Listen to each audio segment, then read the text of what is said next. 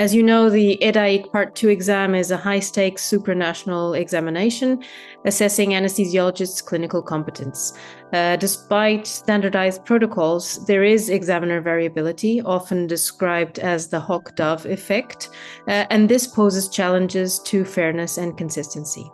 This effect reflects some variations in examiner leniency or strictness during scoring. So our primary objective for this study was to analyze how examiner pairing affects this leniency and stringency and to quantify the impact of these dynamics on candidate performance.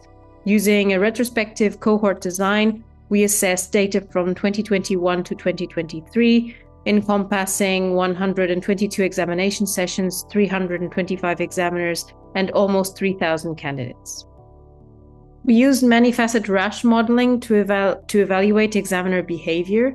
Leniency scores were derived to quantify examiner tendencies.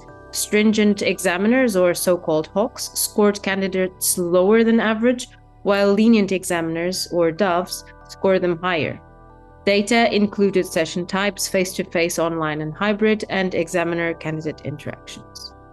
So we first looked at the examiner behavior and scoring probability, which is the graphic that you see here, and we illustrate the probability of assigning scores 0, 1, or 2 by 3 types of examiners: most stringent, average, and most lenient, across both basic sciences and clinical vivas.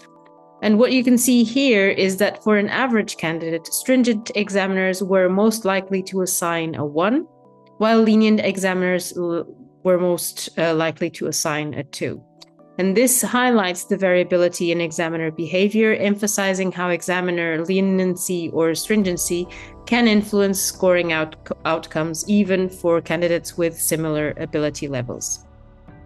However, when we look at the overall scoring in pairs, the analysis revealed a slight positive correlation between the leniency scores of paired examiners. Most pairs balanced each other out, leading to minimal overall bias.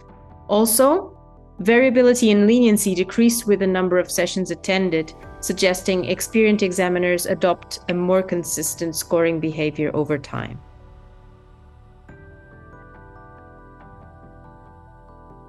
So our results show that examiner pairing effectively neutralized individual biases. Pairs with a significant difference in leniency scores still achieved balanced outcomes, underscoring the importance of pairing systems.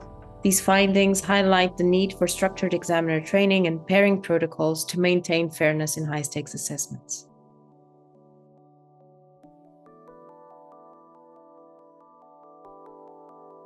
The study has obviously some limitations. Its retrospective nature limits causal inference. Additionally, we did not explore factors such as demographics or specific candidate traits. So future research should explore these dimensions.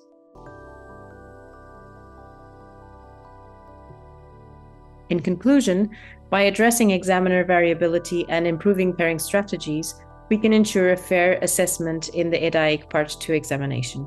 These findings provide actionable insights for enhancing the reliability and variability of high-stakes medical evaluations.